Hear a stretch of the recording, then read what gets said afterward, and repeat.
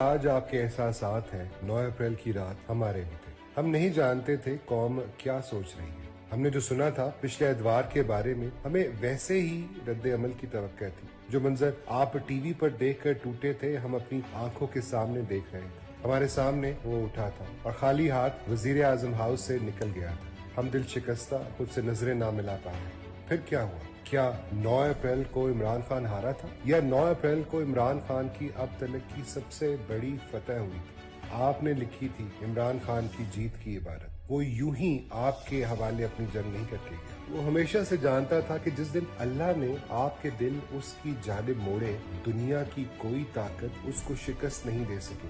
اس کی جنگ کبھی بھی اقتدار کے لیے نہیں تھی۔ اس کی جنگ اقتدار کی ہوتی تو وہ 5 مہینے سے ایک تنگ اور تاریک کال کوٹری میں اپنے تقوی کی ڈھال تلے نہ بیٹھا ہوتا۔ اس کی جنگ محض طاقت کے حصول کی ہوتی تو وہ گولیاں کھا کر مسکراتے ہوئے آپ کا حوصلہ نہ بحال کرتا۔ اس کی جنگ وزیر اعظم کی کرسی کے لیے ہوتی تو اس کرسی کو دوام دینے والے سارے مہرے اس کی آنکھوں کے سامنے 9 اپریل کو سجنے والی بساط پر پڑے تھے اور ایک عرصے تک پڑے رہے۔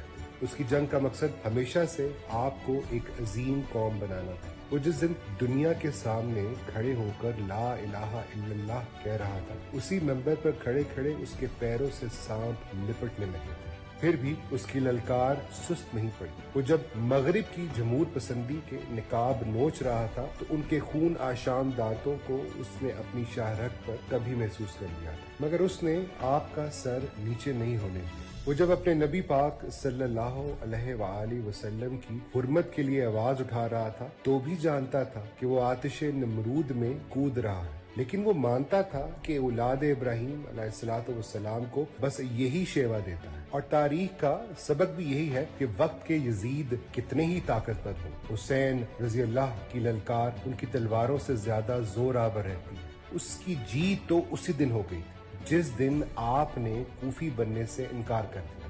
اب اپنی جیت کو امر آپ نے اس للکار سے کرنا جس کا درس حسین رضی اللہ اپنے خون سے لکھ کے گئے ہیں۔ جو پیادے آج آپ کے سامنے ناخدا بنے بیٹھے ہیں، ان میں سے کسی کا قد نہیں اس کو شکست دینے کا۔ اس کا مقابلہ خدائی کے دعوے دار سے ہے اور اس مقابلے میں اس کا ہتھیار آپ ہیں، خلق خدا۔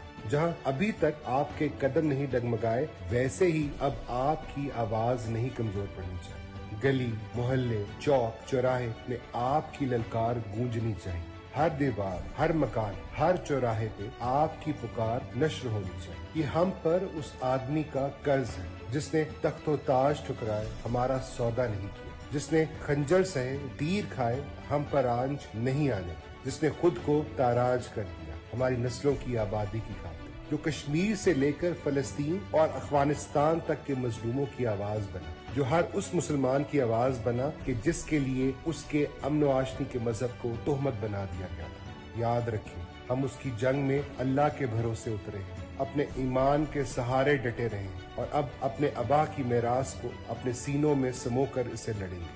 ہم نہیں جھکیں گے۔